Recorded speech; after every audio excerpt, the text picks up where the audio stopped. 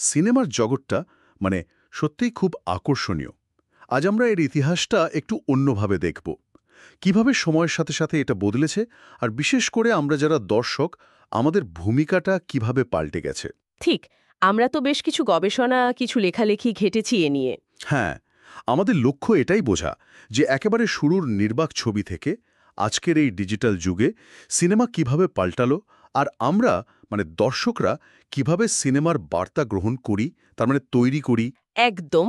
সেই গোড়ার দিক থেকে শুরু করা যাক, কি বলুন? নিকেলোডিয়ানগুলোর কথা ভাবুন একবার। হ্যাঁ, মাত্র ৫ সেন্ট টিকিট।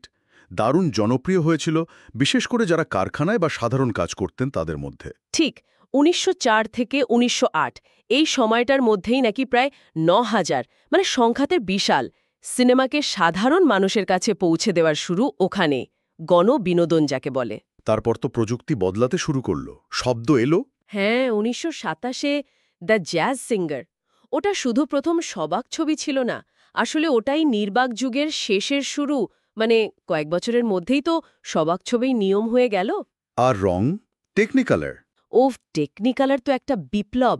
প্রথমে ছিল ২ রঙা, যেমন ধরুন ১৯২২ সালের the toll of the sea. হ্যাঁ হ্যাঁ। কিন্তু আসল চমকটা এলো ১৯৩২-এ ৩ রঙা পদ্ধতি নিয়ে, মানে দ্য উইজার্ড অফ অজ। ভাবুন কি অসাধারণ রং। সত্যি। আচ্ছা, এরপর তো এলো হলিউডের সেই স্বর্ণযুগ, বড় বড় স্টুডিওদের সময়। একদম। ওয়ার্নার ব্রাদার্স, এমজিএম, প্যারামাউন্ট, এদের তখন দারুণ দাপট। ওরা তো সব নিয়ন্ত্রণ করত, মানে ছবি বানানো থেকে শুরু করে। সিনেমা হলে দেখানো পর্যন্ত, ওই যে ভার্টিক্যাল ইন্টিগ্রেশন যাকে বলে। ঠিক। ১৯৩০-৪০-এর দশক জুড়ে চলল এই যুগ। হিট ছবির পর হিট ছবি, সিটিজেন কেনের মতো মাস্টারপিস। আর দর্শক, ভাবা যায়, দ্বিতীয় বিশ্বযুদ্ধের সময় আমেরিকার প্রায় ২/৩ মানুষ প্রতি সপ্তাহে হলে যেত। কিন্তু এই স্বর্ণযুগ তো চিরদিন রইল না। না, দুটো বড় কারণ ছিল। এক তো টেলিভিশন চলে এলো ঘরে ঘরে, আর ২ ওই বিখ্যাত মামলাটা, ইউএস বনাম প্যারামাউন্ট। হ্যাঁ, ১৯৪৮ সালের, যার ফলে স্টুডিওগুলো বাধ্য হলো তাদের সিনেমা হলের চেইন বিক্রি করে দিতে। ঠিক। এতে ওদের একচেটিয়া ক্ষমতা অনেকটাই কমে গেল। তার মানে একদিকে টিভির সাথে পাল্লা দিতে সিনেমাস্কোপের মতো নতুন নতুন কৌশল এলো। হ্যাঁ, চওড়া পর্দা, ভালো সাউন্ড, এগুলো। হ্যাঁ, আবার অন্যদিকে স্টুডিওর ক্ষমতা কমায় হয়তো নতুন ধরনের সিনেমারও সুযোগ তৈরি হলো। কিছুটা তো বটেই, তবে ওই সময়টাতেই আবার অন্যরকম চাপও ছিল। কমিউনিজম নিয়ে ভয়, মানে HUAC এর তদন্ত। ওহ হ্যাঁ, হাউস আন আমেরিকান অ্যাক্টিভিটিস কমিটি। হ্যাঁ। হলিউডের ওপর একটা কালো ছায়া ফেলেছিল সেটা। হলিউড 10 আর প্রায় ৩০০ শিল্পী কলাকুশলীকে ব্ল্যাকলিস্ট করা হয়েছিল। আমরা এখানে কোনো পক্ষ নিচ্ছি না অবশ্যই, শুধু ঘটনাটা উল্লেখ করছি। এটা ইন্ডাস্ট্রির জন্য খুব কঠিন সময় ছিল। ৬০ আর ৭০-এর দশকে সিনেমার গল্প বলার ধরনেও একটা বড় পরিবর্তন এলো, তাই না? একদম। তখনকার যুব সমাজের ভাবনা, অস্থিরতা, সমাজের প্রতি চ্যালেঞ্জ, এগুলো উঠে এলো বনি অ্যান্ড ক্লাইড বা ইজি রাইডারের মতো ছবিতে। যৌনতা বা হিংস্রতার চিত্রায়নেও যেন একটু খোলামেলা ভাব এলো। হ্যাঁ, আর ৭০-এর দশকেই জন্ম নিল আর একটা ধারণা, ব্লকবাস্টার। Jos, Star Wars. ঠিক। বিশাল বাজেট, অমঙ্কিত প্রচার, আর একসঙ্গে শয়ে শয়ে হলে মুক্তি। জস তো প্রায় ৬০০ হলে একসাথে মুক্তি পেয়েছিল। এটা পুরো সিনেমার ব্যবসার ধরনটাই পাল্টে দিল। একটা উৎসবের মতো ব্যাপার তৈরি হলো। আচ্ছা, এই যে এতক্ষণ ধরে সিনেমার কথা বললাম, দর্শকদের ভূমিকাটা নিয়ে এবার একটু কথা বলি।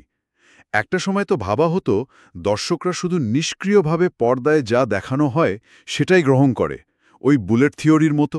হ্যাঁ, পুরনো ধারণা। কিন্তু এখনকার গবেষণা তো বলছে ব্যাপারটা বিলকুল উল্টো। দর্শকরা মোটেই নিষ্ক্রিয় নন। সক্রিয় দর্শক বা অ্যাক্টিভ অডিয়েন্স। একদম। আমরা আসলে নিজেদের বিশ্বাস, সংস্কৃতি, অভিজ্ঞতা, এই সব কিছু মিলিয়েই মিডিয়ার বার্তার অর্থ তৈরি করি। যেমন ধরুন ইউজেস অ্যান্ড গ্র্যাটিফিকেশনস তত্ত্ব। এটা বলে আমরা মিডিয়া ব্যবহার করি নিজেদের কিছু চাহিদা মেটাতে। সেটা হতে পারে বিনোদন, তথ্য পাওয়া বা অন্যদের সাথে সংযোগ স্থাপন। স্টুয়ার্ট হলের এনকোডিং ডিকোডিং মডেলটাও তো খুব গুরুত্বপূর্ণ। মানে নির্মাতারা একটা বার্তা যেভাবে তৈরি করেন, এনকোড, দর্শকরা সেটা সেভাবেই গ্রহণ নাও করতে পারেন, ডিকোড। তারা হয়তো নির্মাতার মূল অর্থটাকেই মেনে নেবেন, ডমিনেন্ট রিডিং, বা কিছুটা নিজের মতো করে বুঝবেন, নেগোশিয়েটেড রিডিং।